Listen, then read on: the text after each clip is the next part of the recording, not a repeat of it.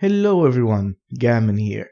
In my last video, I briefly mentioned the three big evils of the gaming industry, or at the very least, the three people seem to be talking about right now.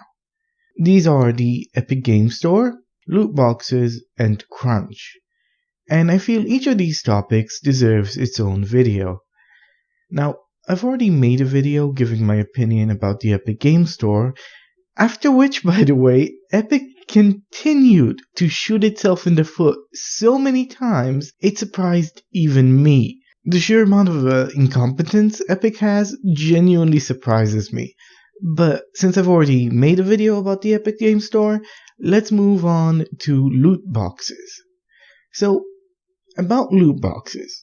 I actually think there's a lot more nuance to loot boxes than most people give it credit for. And it's a subject I'm somewhat torn about. Now, don't get me wrong, this is not going to be a defense of loot boxes. Far from it. Loot boxes are very clearly exploitative. But before I start talking about the exploitative nature of loot boxes and their morality in general, I want to quickly mention something people usually leave out or forget when they're talking about this subject. Loot boxes almost universally make a game worse, and they have never made a game better. And there's a very obvious reason for that. The reason companies put loot boxes in games is never because they think it will add value to the customer or it will make a game better. It's not an attempt to create a better product. It's an attempt to further monetize the product, often to its detriment, or more specifically to the detriment of its quality. A good example of this would be Shadows of Mordor, where late game content would become, a grindy and fun slog without the use of loot boxes to get high-end gear and high-end orcs. The endgame becoming tedious and unfun isn't an accident, it's a strategy. Because the purpose of a loot box is to get people to buy it, you need to make sure it contains something the average consumer considers valuable. Nobody will spend money on things they don't perceive to have value. Whether or not it actually has value is irrelevant. But in a game that is perfect without a loot box, if the person playing the game is perfectly happy with it and is left wanting for nothing, then he won't be enticed to spend more money on the loot box. If, however, you make a section of the game extra grindy or extra difficult, or just downright annoying to progress, and then you put something in a loot box that makes that part just as fun as the rest of the game, you will entice the customer to spend money on that loot box because you have inherently created value to whatever it is you put in it. This is why the addition of loot boxes almost always harms games. It's because it forces the game design to morph around them and make space for them, often to its detriment. All of this is clearly visible in Shadows of Mordor, making it a good example of how loot boxes can ruin a game and just generally destroy its progression system. But possibly the best example is Battlefront 2. Now, not only did the loot boxes in Battlefront 2 give you the option to buy power in a PvP game, making the game, pay to win, because you had to unlock heroes through loot boxes, some game modes that, required you to have a large amount of heroes would actually be blocked to you. They literally blocked out sections of the game. This would be unacceptable in a free-to-play game, but Battlefront 2 was a fully priced game. People who spent $60 on this piece of shit actually had parts of the game they paid to own blocked out, and they could not play them, and other people could buy power, making their experience worse. It's such a shit show. It is beyond unacceptable. This game is without it being this bad, most of us probably wouldn't have noticed how horrible loot boxes have become recently. If it wasn't for EA's greed and their unwillingness to slowly escalate, but instead just go directly to the worst possible consumer practices they could think of, odds are most of us would not have noticed how bad things have become. EA's greed is probably responsible for most of the attention loot boxes have gotten, both from the gamers and from governments. But I don't want to sound like I'm completely against loot boxes in all situations.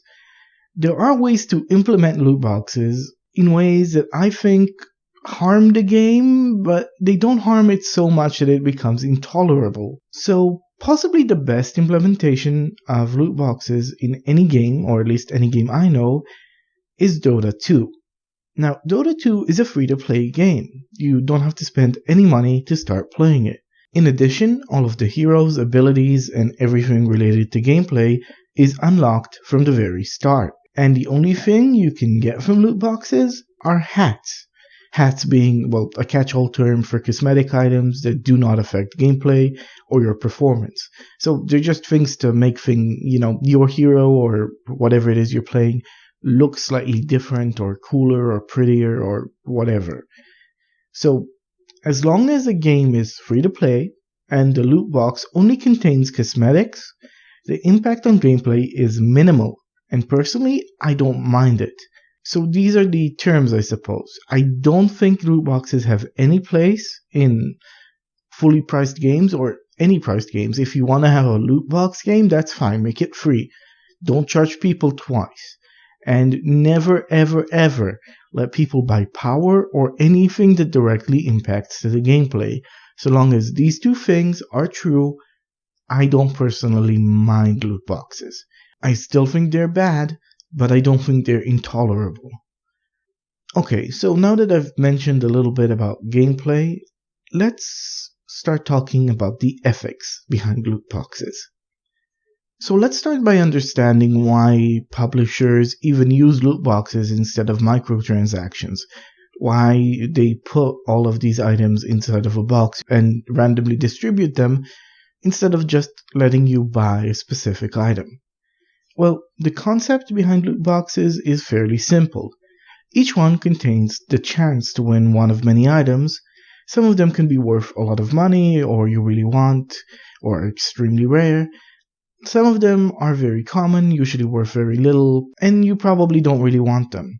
And the reason developers use loot boxes instead of just letting you buy the specific item you want is because they think you'll spend more money opening loot boxes than they can charge for the item itself. So most people probably won't spend $20 on a hat, but they will spend $20 opening up loot boxes until they get the hat they want. And, well, much like gambling, if you spent, say, $20 and you didn't get the hat you want, there is going to be an aspect of yourself that says, well, it's probably going to drop next, so you might as well keep going. It's basically sunk cost fallacy. The more money you spend and you didn't get the item you want, the more you feel like you should spend more because, hey, I have already spent all this money. What's one more turn? What's one more spin? And this is made worse by the fact that they employ visual and auditory cues in a very similar way to a slot machine, with big happy sounds when you get your reward.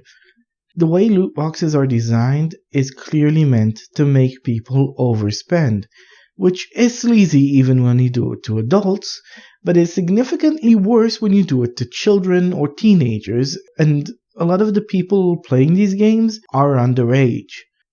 And recently, a study by the Royal Society found a link between loot box spending and problem gambling in adolescents, specifically teenagers aged between 16 and 18. This, at worst, can mean loot boxes actually trigger the behavior, meaning playing a game with loot boxes can turn teenagers from regular everyday people to chronic gamblers. At best, it means that loot boxes are taking advantage of people that were already predisposed to chronic gambling or gambling addiction or just addiction in general. And obviously both of these things are just incredibly scummy. You should not try to take advantage of people with addictive personality disorder. You also really shouldn't try to turn people into chronic gamblers so that they'll give you more money. These are just for adults. When you do it to children, like, dude, you are going to hell. Having said that, Personally, I'm not sure you can classify loot boxes as gambling. An EA representative compared them to Kinder Surprise eggs, and boy, is that retarded. But what they are very similar to are booster packs. In Magic, or just about any other trading card game, you have booster packs, which are packs with a variety of different cards. Some can be shit, some can be great, and what you get is up to chance. Now, I personally don't classify booster packs as gambling, and maybe that's just because I'm old and stuck in my ways, but honestly, I cannot think of a way that defines loot boxes as gambling that doesn't also outlaw booster packs. However, even if loot boxes aren't gambling per se, they are close enough for it to trigger a similar enough reaction in people that are prone to gambling addiction. And this makes giving children free access to them more than a little iffy.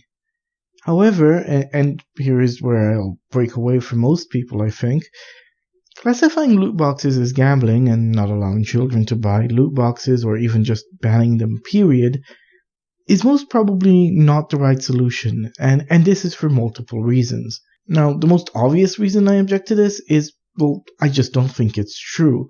As much as I dislike loot boxes, and despite me more than happily admitting that they are exploitative and very similar to gambling, I do not think they are actually gambling. But this isn't the main reason. The main reason is that it can easily start a landslide of legislation that will become more and more draconian. Loot boxes are easily comparable to booster packs, and legislation to ban one can rapidly evolve to ban the other.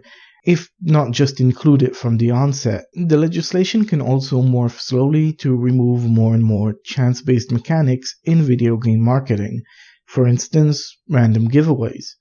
Let's take an example. Valve is currently having a really confusing game in its summer sale called the Grand Prix, where, and I may not have gotten this right, you pick a team and each team gets points when you buy games. If the team you picked wins, a random amount of the people who picked that team will get a random game from their wish list. Now, is this gambling? Probably not, but it can end up being classified as gambling if legislators overextend, and they often do. And another big problem with legislation is that it almost never impacts the people you want it to impact. EA, Blizzard, Ubisoft, all the big AAA studios, they all have giant teams of lawyers, people that will help them get around legislation, that will help them stay within the law.